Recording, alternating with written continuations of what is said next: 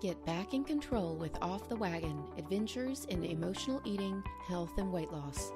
Each episode containing fork-sized mindset tweaks, perspective shifts, and lifestyle hacks to get you back on the wagon. Whether it's habit change, emotional eating, addictions, weight loss, willpower, or relationships, there's something here for you.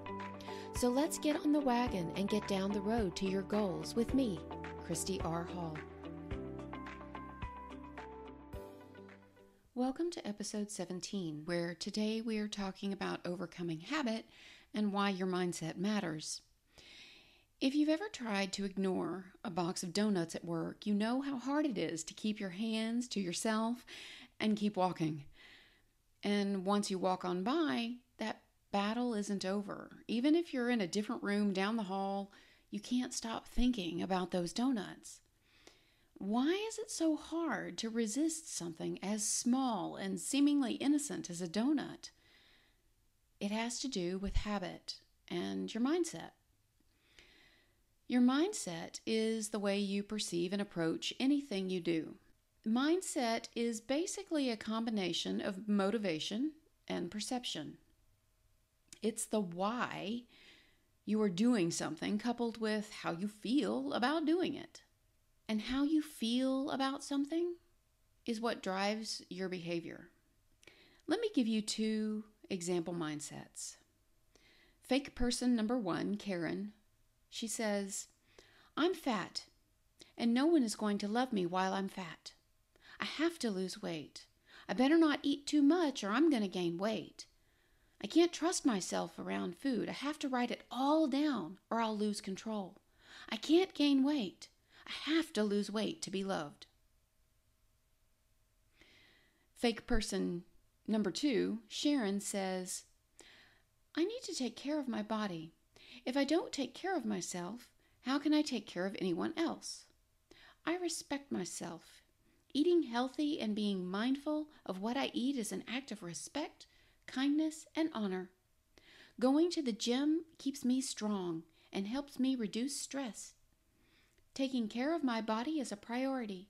I feel more balanced when I am mindful, and journaling helps keep me mindful. I deserve to have whatever I desire. I take action to fulfill my desires and be healthy." Now, I get it. These are pretty extreme, and most people are somewhere in between most of the time. Each mindset, however, will produce a change in behavior, like trying to get more movement throughout the day, mindfully eating meals, and trying to make the best food choices you can. But they will produce completely different feelings about the actions they do, the behaviors, and the habits that they are trying to change. And the differences in the long-term outcomes for each example I presented is very different. With our first example, Karen, her desire for change comes from a place of self-loathing, and so the changes in behavior will be short-lived. They will eventually fall apart and end up being self-destructive. When she falls off the wagon, she's likely to stay off the wagon, shaming herself. For our second example, Sharon, her behavior comes from compassion and respect for herself, and so the changes in her behavior will likely be sustainable and self-developing. When Sharon messes up, she'll simply get back up and keep going because her behavior was never driven by pass or fail criteria, only continuous improvement. So when both Karen and Sharon are faced with a donut in the break room, they both feel the draw. It's part of our biology to want highly palatable foods. In his book, The End of Overeating, Dr. David Kessler, MD, explains the breakdown. He says, "When you taste foods that are highly palatable, such as foods containing excess sugar, fat, and salt, your brain releases opioids into your bloodstream. Opioids are brain chemicals that cause you to have intense feelings of reward and pleasure, as well as relieving pain and stress. The pleasurable effect is similar to the feelings that morphine and heroin users experience. The desire may be so intense that you keep taking one bite after another. It can be hard to stop. And this explains why we keep eating. But why do we give in and approach the donut box to begin with? Why can't we just refuse it? And this is where one of the most destructive and overlooked mindsets comes into play: deprivation and restriction. When we talk about deprivation, we're talking about restriction, and you probably have felt some sort of unpleasant emotion when I said those words. The thing to realize is that you don't have to restrict calories down to 500. You don't have to eat zero carb. There's no one specific thing that you must eliminate in order to feel deprivation. You can generate feelings of deprivation and restriction by not allowing yourself to have something you want. As an example, if you are really thirsty but tell yourself you cannot have anything to drink, you will feel deprived and restricted. The more restricted and deprived you feel, the stronger your cravings will become. The more motivated you're going to become to go get that drink or to go make a copy in the copy room, which just so happens to be across from the break room where the donuts are.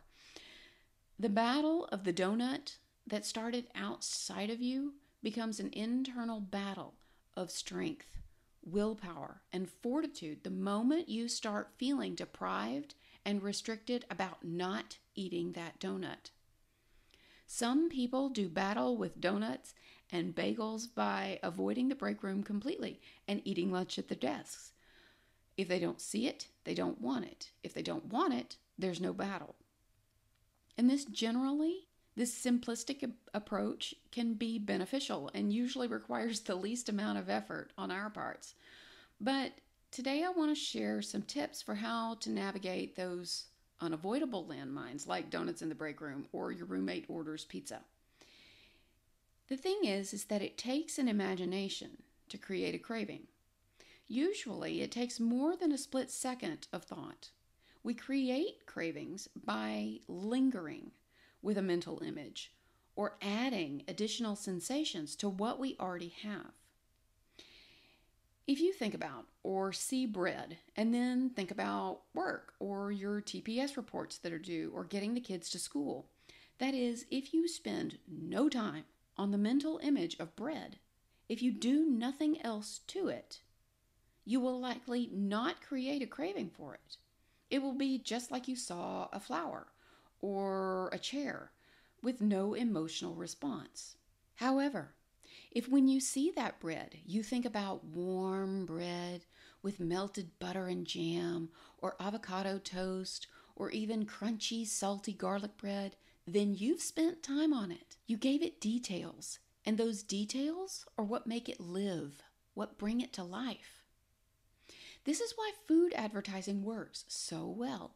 They spend a minute and a half showing you images of the food in its most delectable state, with sounds of it cooking, or the sounds and images of people eating it and how it makes them feel, while using descriptive words designed to make that image feel real and implant it into your brain. And while this podcast isn't about the art of persuasion and how they get you to buy their food, it is important because the tactics they use to get you to buy their food are also the tactics your mind uses to create cravings and make you go get what it wants. See, food is a part of our built-in reward system. It's designed to help us survive. Dopamine is a brain chemical that motivates us to seek out the donut so that we can get the opioid release. We remember how good it tasted and how great it made us feel. And dopamine energizes us to do the work for that donut. It causes us to concentrate on it and drives us to seek it out. And once this process happens a couple of times, the whole cycle becomes a habit that is very reward focused and very ingrained and very hard to break.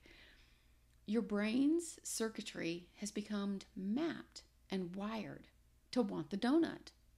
And you don't even have to be near the donut for this process to start. The dopamine can kick in even when there are no donuts in sight. As an example, have you ever made a run to the store for a treat that you just had to have right then simply because you thought of it? This is because of this craving part of your brain and its pleasure-seeking desires. And so the good news is that you can change the path that you're on starting right now. We can rewire your brain and begin reducing the power that these craving-producing foods have over you. And the secret to remapping your mind is mindset, how you think about it. First and foremost, it helps when there's something that you want more than you want those fleeting moments with donuts or chocolate chip cookies or ice cream or what have you. You've heard me talk about your why before, and that's really what we're talking about here. What's your why? If you have a major health concern, then your why may be that. But if you are in relatively good health with only, unwanted weight or fitting into a pair of jeans being your concern, then this part may be a little bit harder for you. But either way, identify what it is that you really want. Even make a list of all the things that you really want. Maybe you want to drop a couple of jean sizes. Maybe you want to get off of your blood pressure medication. Maybe you want to run a marathon or be able to travel to a new country and enjoy its sights and sounds without having to stop and take a rest every few feet. Maybe you want to keep disease at bay, or maybe you just want to have that immense satisfaction of being able to control yourself around food. I think it's important to understand here that people who can't resist food have basically given away their power. Food has control over them. And, my whole purpose in being here is to give you back your power. And that's why having an important and all-powerful why is so important. It's really helpful if your why is so important that it can stop you in your tracks. But not everybody has one of those, and that's okay. So if you are one of those people who's been wanting to release weight for a while, chances are that you've been, saying that for years. And your list of desires includes, looking better in the mirror and looking good in a swimsuit, and maybe you want that little black dress. And all of those things are really important until you get fired, or until you get PMS, or until you're having a really bad day. And then the food is more important, and your goal can wait until tomorrow or next week. So try and come up with something that is so important to you that you won't give up and won't give in no matter what. Second, if you have certain foods that you really struggle with, then you might consider removing those from your environment. If you absolutely, without a doubt, even with a gun to your head, cannot withstand that food, then definitely get away from it. Stop chasing that dragon. If you can resist, and you're choosing not to, sit down and see if you can determine why your food is so much more important than your hopes and your dreams and your goals. Ask yourself, why would you put this moment of pleasure before your pride in yourself? Why would you choose to stay in this place, which, let's be honest, is a place that you say that you hate or would do anything to get out of, but then eat something that deliberately keeps you there? This isn't really about beating yourself up. It's about trying to understand your motivations so that you can work with them and create solutions that will work for you. There are two basic ways that cravings nag at us. The first way is the kind of craving that shows up and then gets stuck in there, growing and getting bigger and bigger and bigger. These are the kinds of cravings that you may do battle with for days. These are the kinds of cravings that may be particularly detailed, which is what makes them so hard to kick out of your mind. In the moment, if you find yourself struggling with a particularly strong food craving, number one, congratulate yourself for putting up this much of a fight. Number two, you can try EFT tapping, which is very beneficial for breaking the hold cravings have on us. And number three, try a little aversion therapy on it. What is something gross or nasty that you could mentally add to this food that would make you not want to eat it? Maggots? A scabby band-aid? Hair? A roach? Whenever you're struggling with a particularly stubborn craving, do something nasty or gross to it and see if that loosens its hold on you. The second way that a craving kind of gets a hold on us is what I call like flash cravings. These are cravings that you spend no time with, you give them no energy, you go about your day, but you keep finding that they keep coming back. You keep getting a flash of a hamburger or a flash of a candy bar. Again, you spend no time on it, you keep going about your business, but it starts to nag at you, the fact that it keeps popping up, it keeps coming up. I want you to realize that you're doing exactly what you should be doing. Going about your day, ignoring it, acknowledging the craving for exactly what it is, just a thought, and letting it go, and you're moving on. A lot of us get stuck on these kinds of cravings when we realize that they've come up more than once. And we start passing judgment on how often they're coming up. When you make a mental judgment on the frequency of your mental images and thoughts, that only makes it worse, and that actually causes it to go ahead and get stuck. When you're thinking about that mental image of a hamburger or whatever it is that's come up and you go, wow, I've had that 5 times today. You get stuck on the 5 times. And then you're counting. Oh, well, there it is 6 times. There it is 7 times. And the thing to realize, everyone has cravings. Everyone has thoughts.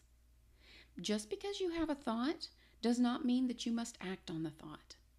Just because you have that thought frequently does not mean that you are weak-willed or a bad person. And most importantly, giving into those thoughts usually does not make them go away long term. It only puts them off for a while. In reality, giving into cravings only keeps your craving pumps primed and ready to go with the next round of withdrawal symptoms. And these tips are great and really very useful for dealing with a craving once it has shown up and the battle has started. But wouldn't it be, easier if the battle for the donut never started? If the craving never got established? If you never really wanted it in the first place? This little magic trick of mindset is about getting real and honest about things. One of my mentors, Marissa Peer, tells a story about being addicted to cola. She tried to quit, but all she could think about was the taste and how she missed it. And then she read research about colas and all the things they do to a body, and it stuck with her that colas can leach the calcium from bones. And so she labeled them osteoporosis in a can. And from that point forward, because of the label, which meant something to her, she no longer wanted the colas. This is similar to aversion therapy in a way, but not exactly, because we're not adding anything gross or unsavory. We're simply telling it like it is. Donuts, cakes, cookies, and other highly processed foods spike your blood sugar. That's a fact. Even if you're not concerned about diabetes, sugar can cause extra fat around your liver. It can increase your blood pressure. It affects your cholesterol negatively. It can make you more hungry. It can create depression in some people. And it's bad for your skin, so say hello to wrinkles. Now, I'm not trying to talk you out of eating sugar. This is really about knowledge. If you knew that a food or a drink had, say, Roundup in it, would you eat it or drink it? Not only no, but hell no. You don't have to research every single food, but this method can be really helpful if you're trying to ditch a particularly addictive food. Use what you know about yourself. What turns you off about a food? Seeing huge quantities of it? Seeing how it's made? Understanding what each of those ingredients is and where they all come from? As an example, I had a client who had an addiction to Nutella, and what actually fixed it for her was seeing the quantities of the ingredients broken down. So seeing how much sugar was in the Nutella versus how much of the hazelnut, how much of the chocolate. Seeing the quantities of sugar kind of skeeved her out, and she realized she didn't really want that anymore. Donuts for me are no longer an issue, not because of something I read, but because of one experience, one of the last experiences I had with a donut. It had been forever since I had had one, and I thought, it's been forever. I'll just have one. I remember they tasted so good, and I'm not going to give you the brand name on them because, that would be bad. But I took my first bite, and all I could taste were the ingredients. It tasted like wheat flour paste, like wheat flour and water and sugar and rancid oil. And it was kind of gross. And pretty much every time I now see a donut, I instantly get a flash of that rancid oil taste and that wheat flour paste flavor, and I don't want it. I'm done. You know what? Battle is over before it begins. And that's how we keep the cycle of deprivation and restriction at bay. We realize that we have a choice, and it's our choice. Many times when we are thinking about that donut, we think to ourselves, I can't have that. And that thought process of I can't have is what creates that cycle of deprivation and restriction. And that makes us want it even more, like I said. But when you have that thought, if you can change it and say, no, I don't want that, then you change it. It goes from an I can't to an I don't want. And you don't feel restricted about things you don't want. As an example, if you don't like, say, lima beans, do you feel denied, deprived, restricted when everyone else is eating lima beans and you don't get to have any? Of course not, because you don't want them. And that's the kind of mentality we want to create towards these foods that you are trying to crowd out of your life. When you do the research on the food and find that there are things that you don't like about it, or you realize that this food brings out things in you that you don't want, perhaps it makes you depressed, perhaps it makes you moody or messes with your mental faculties, and that's just not something you want in your life, then it becomes easy to say, thanks, but no thanks. I don't want that. That's not something I want in my life. Just like you would say no to drinking gasoline or no to heroin or crack. So we built these habits and food patterns and cravings using this built-in mechanism that we have biologically. And so what we want to do is build new habits and patterns and programs using this same built-in reward system.